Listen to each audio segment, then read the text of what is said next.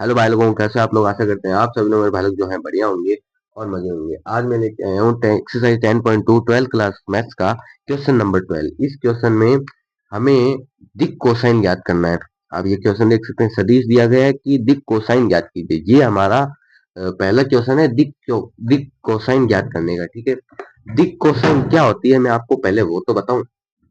तो इसके लिए हमें आना पड़ेगा एक्सरसाइज में।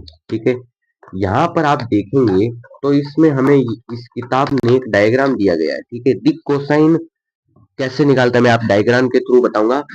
देखिए, कोई भी ये हमारा ये आपको जो दिख रहा है ना, ये इस बिंदु से जीरो से इस बिंदु तक ये हमारा एक वेक्टर है जो कि हमें कोई भी दिया हुआ होगा। ठीक है, ये हमें वेक्टर दिया जाएगा। ठीक है, अब ये वेक्टर जो एक्स एक्सिस है, वाई एक्सिस है, जेड एक्सिस है, दिशाएं ये वेक्टर एक्स एक्सिस के साथ जो कोण बनाता है उसे हम अल्फा कहते हैं।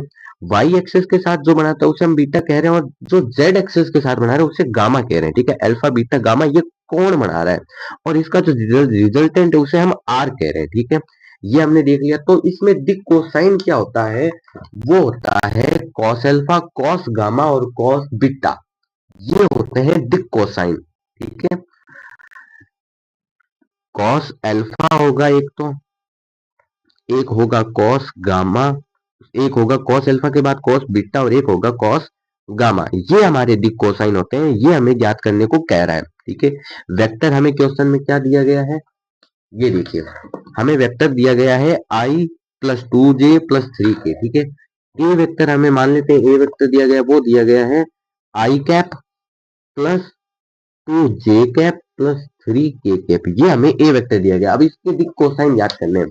ठीक है, तो कॉस अल्फा जो होता है वो हमारा होता है, अब अल्फा की बात कर रहा है यानी एक्स एक्सिस के साथ, एक्स एक्सिस को हमने माना था एक्स, तो ये हो गया हमारा ए बटे आर। आर हमारा हो गया रिजल्टेंट। आपने देखा ना वो लाइन का जो रिजल्टेंट था, जो परिमाण था, वो हमारा आर है। ठीक है, वैसे ही बीटा हो जाएगा हमारा बी बटे आर।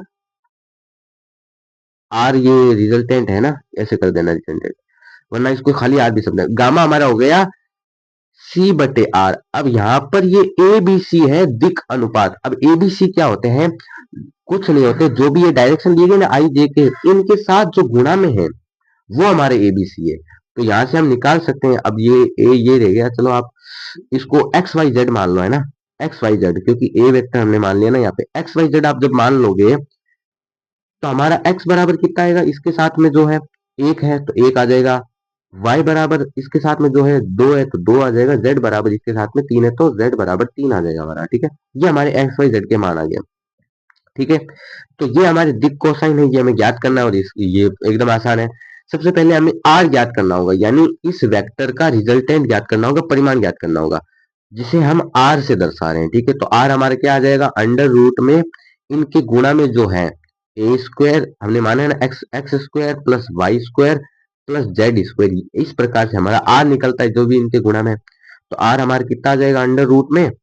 अब आर निकालना तो हमने इतने क्वेश्चन में सीख लिया है। कितना आ जाएगा, 1 का स्क्वायर प्लस 2 का स्क्वायर प्लस 3 का स्क्वायर। ठीक है, तो हमारा कितना आ जाएगा, आर बराबर 1 प्लस 4 प्लस 9। तो आर बराबर हमारा कितना है अंडर रूट में 4, और ये हो गया हमारे 14। अंडर रूट में कितना हो गया, 14 ही हुआ है ना। हाँ, अंडर रूट में 14, ये हमारा आर आ गया। ठीक है, अब हमें निकालना है दिक कोसाइन। तो हम लिखेंगे दिक कोसाइन, कोसाइन दिक कोसाइन। दिक कोसाइन हमारे क्या है, पहला है कॉस अल्फा।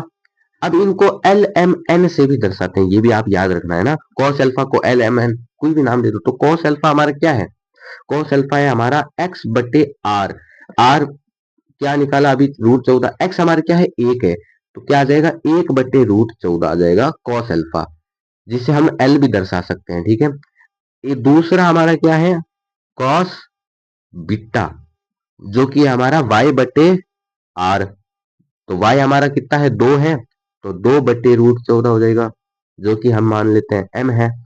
एक हमारा आ जाता है कॉस गामा, जो कि हमारा है z/r। z हमारा है 3, तो 3/14, जिसे हम मान लेते हैं n। तो इस प्रकार से l आप यूं लिख सकते हो, इस प्रकार से अब ये तो हमें दर्शा भी सकते हैं, नहीं भी दर्शा सकते हैं, लेकिन आंसर देने के लिए हमारे लिए होने चाहिए, या फिर कॉस अल्फा बीटा। तो हम लिखेंगे इस प्रकार एल एम एन तथा एन हमारे हमारे नहीं, इस ए वेक्टर के दिक कोसाइन, अरे दिख नहीं रहा क्या, दिक कोसाइन है, ये हमें लिख सकते हैं और यही हमारा आंसर है। वीडियो पसंद है तो वीडियो को लाइक कीजिए, चैनल को सब्सक्राइब कीजिए। अगले